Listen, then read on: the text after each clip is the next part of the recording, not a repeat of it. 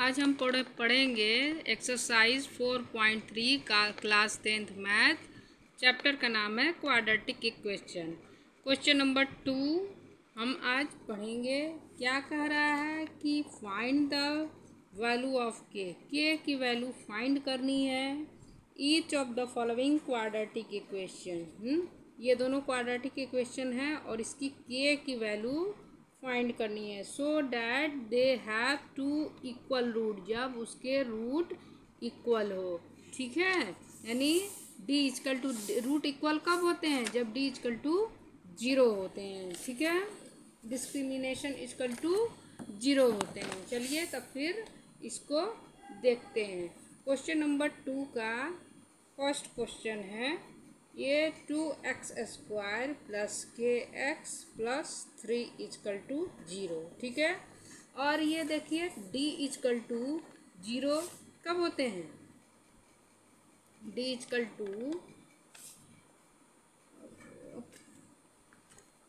To 0 कब होते हैं? जब 2 इक्वल रूट एग्जिस्ट करते हैं। ठीक है, ठीक है, तो फिर अब देखिए यहाँ पे ये x² का कोफिशिएंट 2 है। हाँ, x² का कोफिशिएंट a होता है तो a इक्वल टू क्या होगा? 2। ठीक है, x का कोफिशिएंट k है। हाँ, तो b इक्वल टू क्या हो जाएगा? k। b equal to k। ठीक है, अब ये c इक्वल टू क्या है? 3 है। c इक्वल टू 3 है। ठीक है, अब d की वैल्यू क्या होती है? b² minus 4ac। हाँ, तो d इक्वल टू हमको 0 रखना है। ठीक है, तो d इक्वल टू क्या रहेगा? b² माइनस 4ac क्या होगा? ये 0 होगा। तो वैल्यू पुट करते हैं। b² b क्या है? k है, तो k का स्क्वायर हो जाएगा माइनस 4 का 4। a कितना है? ये 2 है, और c कितना है? 3 है, इक्वल टू 0 होगा। ठीक है, तो k² को k², और 4 2 जा 8 और 8 8 3 जा 24 इक्वल टू 0। अब क्या है? अब k² इसको यहीं पे रखेंगे और ये इक्वल टू के इधर आएगा, तो ये माइनस में है तो इक्वल टू के आएगा, तो ये प्लस में हो जाएगा 24। ठीक है, अब स्क्वायर होता है तो इक्वल टू के इधर आता है तो वो रूट में आ जाता है। आप लोग 10th क्लास में पढ़ते हैं तो मालूम ही होगा। ठीक है, ये छोटी छोटी बातें मैं नहीं बताऊंगी। ठीक है, बताने की ज़रूरत भी नहीं है।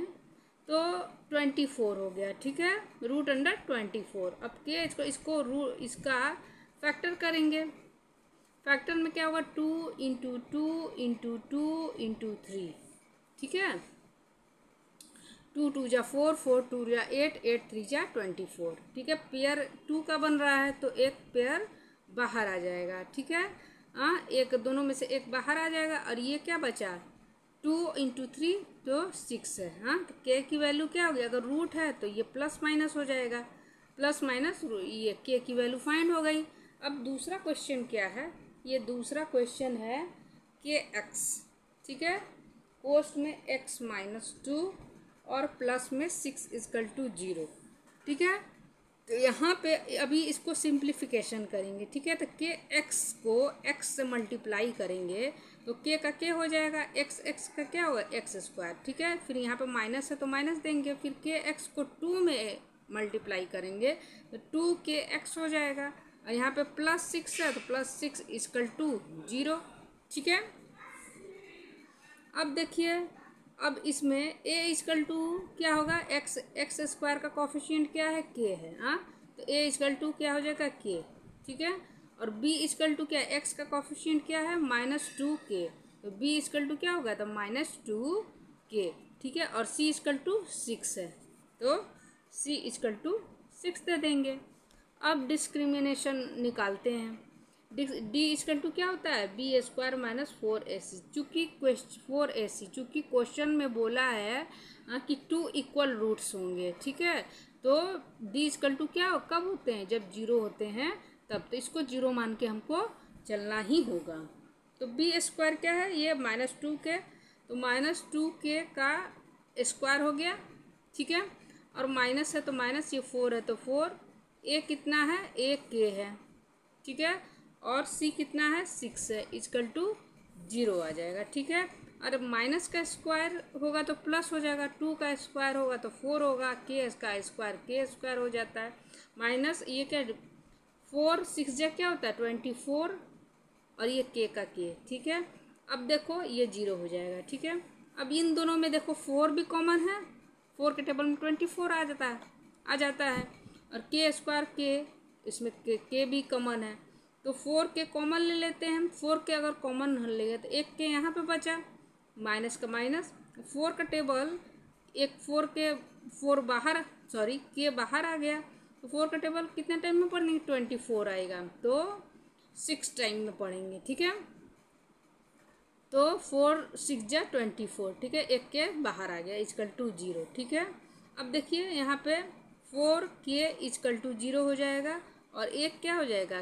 के माइनस 6 इक्वल टू 0 हो जाएगा। ठीक है, अब देखिए के इक्वल टू क्या होगा 0, ये वाला मल्टीप्लाई में इक्वल टू इधर आएगा तो डिवाइड में हो जाएगा। ठीक है, अब ये के इक्वल टू क्या होगा, ये माइनस में इक्वल टू के इधर आएगा तो 6 हो जाएगा। ठीक है, तो के इक्वल टू यहाँ पे 0 और के इक्वल टू क्या हो जाएगा 6। अब 0 के की वैल्यू हो नहीं पाएगी। ठीक है, अगर यहाँ पे के की वैल्यू अगर यहाँ पे हम 0 रख देते हैं तो एक्स स्क्वायर टोटल टर्म खत्म हो जाएगा, ये क्वाड्रेटिक इक्वेशन ही नहीं होगा। ठीक है, एक्स स्क्वायर से अगर 0 से मल्टीप्लाई करते हैं तो ये पूरा खत्म हो जाएगा ना। तो क्वाड्रेटिक इक्वेशन बचा ही कहाँ, तो के इक्वल टू 0 ये नहीं होगी और के इक्वल टू 6 को लिखा जाएगा। ठीक है, वीडियो पसंद आया हो तो लाइक कीजिए, सब्सक्राइब कीजिए। थैंक यू बच्चों।